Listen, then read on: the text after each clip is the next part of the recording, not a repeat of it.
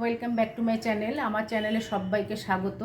এখন সকাল 8:10 ছুঁই ছুঁই। আমি এখন ছাদে উঠছি, উঠে দেখি কতটা কি ফুল টুল হলো ছাদ বাগানের।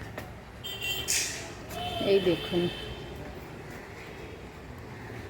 অনেকগুলো জবা হয়েছে, দুটো গোলাপি অরেঞ্জ কালারের জবাটাই, এই জবাটা আমার খুব ভালো লাগে।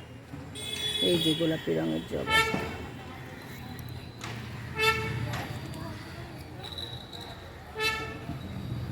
এই যে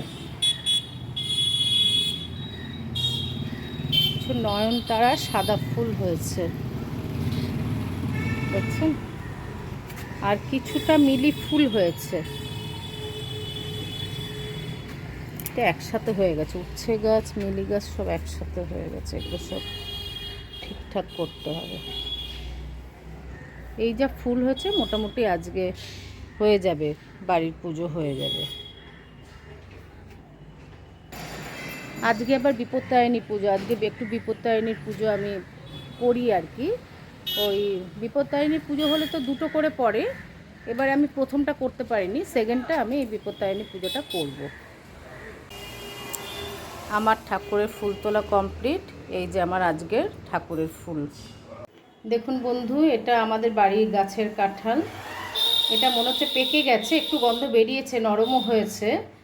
তা ভাবছি আজকে কেটে নেবো, কেটে আগে ঠাকুরকে দেবো, যেহেতু বিপত্তারিণী পুজো আজকে, ঠাকুরকে দিয়ে তারপর আমরা খাবো আর কি এই কাঁঠাল। এই যে আজকে এই কাঁঠাল প্রথমে ঠাকুরকে দেব, মা বাবাকে দেব, তারপরে এই কাঁঠাল আমরা খাবো। আজকে ভালো দিনে আমি কাটলাম, কারণ কি আজকে বিপত্তারিণী পুজো।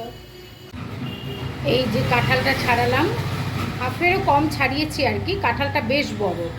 আর ছাড়িয়ে এই যে এই কাঁঠাল আমি পেলাম। এই যে ভোগ নিবেদন করলাম ঠাকুরের কাছে। এই যে ঠাকুরের সাথে সাথে মা বাবাকেও ভোগ নিবেদন করে দিলাম। আমি এখন পুজো দেওয়ার জন্য স্নান টান করে রেডি হয়ে গেছি।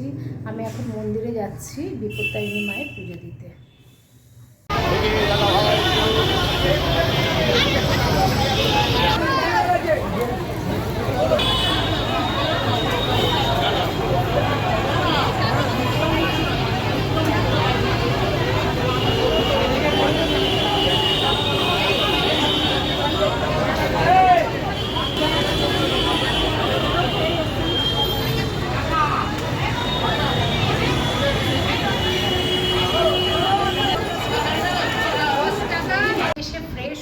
তারপরে আমি খাবার নিয়ে বসলাম। আজকে তো ভাত টাত কিছু খেতে পারবো না, ওই জন্য বলে নাকি লুচি খায়, ওই জন্য আমি লুচি নিলাম। 3টে লুচিকেই আমি 13টা ভাগ করলাম, কারণ বলে তো যে 13টা ফল, 13 সবজি, 13টা লুচি এগুলো খেতে হয়।